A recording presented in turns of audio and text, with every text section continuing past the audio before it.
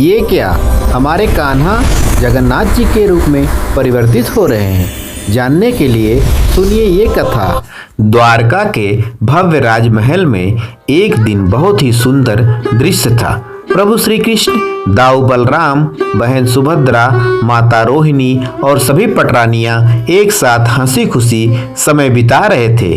तभी किसी आवश्यक कार्य से श्री कृष्ण और बलराम जी सभा से उठकर बाहर चले गए। महल में अब केवल माताएं और रानियां ही रह गईं। दोनों भाइयों के जाते ही रुक्मिणी, सत्यभामा और जामवंती ने मौका देखा और तुरंत माता रोहिणी को घेर लिया। उन्होंने आग्रह किया, माता, अब तो प्रभु यहाँ नहीं हैं। कृपा करके आज हमें वृंदावन की वो गुप्त रास लीला सुनाइए जिसमें गोपियों का निस्वार्थ प्रेम छिपा है। हम उस प्रेम को महसूस करना चाहती हैं। माता रोहिणी ने कहा, पुत्री, मैं सुना तो दूं, लेकिन वह प्रेम कथा इतनी भावुक है कि अगर कन्हैया और दाऊ ने सुन लिया तो वे अपने आंसुओं को रोक नहीं पाएंगे और महाभाव में चले जाएंगे।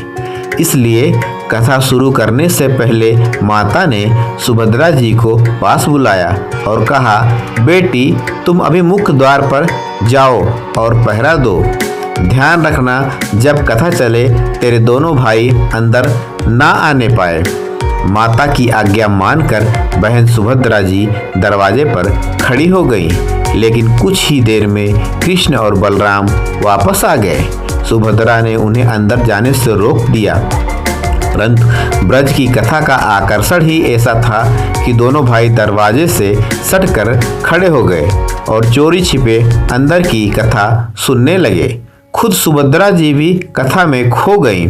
जैसे जैसे माता रोहिणी विरह की कथा सुना रही थी, दरवाजों पर खड़े तीनों भाई बहन प्रेम में इतने डूब गए कि उनके शरीर पिघलने लगे। उनके हाथ पैर सिकुड़कर छोटे हो गए, आंखें बड़ी हो गईं और वे साक्षात उसी रूप में बदल गए जिसे आज हम जगन्नाथ कहते हैं।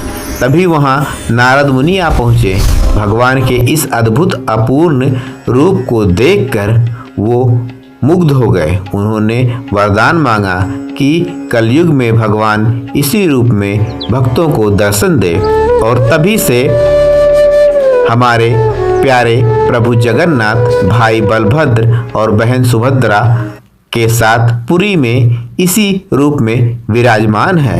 जय जगन्नाथ।